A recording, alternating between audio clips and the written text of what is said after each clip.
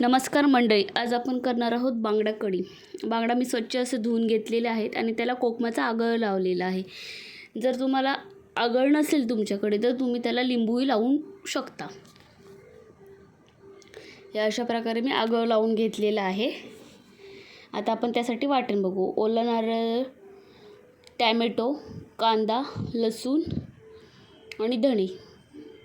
कांद्याचे 1-2च पाकळ्या घेतलेल्या आहेत कारण फोडणीलाही कांदा आपण घेणार आहोत. आता हे चांगलं वाटून घ्यायचं. आता माझं वाटण तयार झालेलं आहे. बघा, ते अशा प्रकारे दिसेल. आता तेल गरम करून आपण एक छोटा कांदा बारीक चिरून फोडणी द्यायचा आहे. कांदा चांगल्या प्रमाणे परतून घ्यायचा आहे.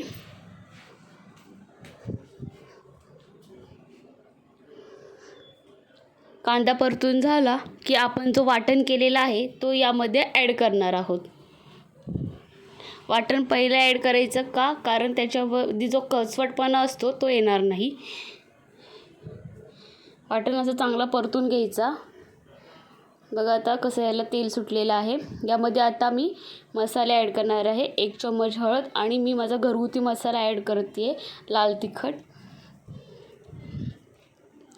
तुम्ही यामध्ये बाजारात भेटणारी फिश करी मसाला जो असतो तोही ॲड करू शकता.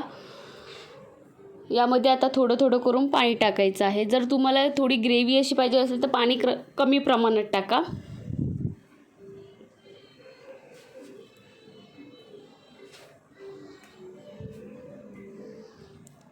यामध्ये आता कोकम टाकायचं. कोकम जास्त टाकायचं नाही कारण आपण याला आगळी लावलेलं आहे. कोकम जास्त टाकलं तर कढी आंबट अशी लागेल. थोडी उकळी यायला लागली की यामध्ये आपण चवीनुसार मीठ टाकणार आहोत.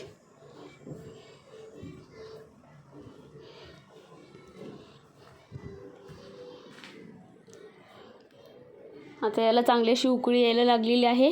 आपली कढी तयार झालेली आहे. यामध्ये आता आपण आपले मच्छी टाकू. बांगड्यांना शिजायला जास्त वेळ लागत नाही त्यामुळे आपण नंतर ते ॲड करायचे. अगोदर जर ॲड केले तर ते विरघळू शकता.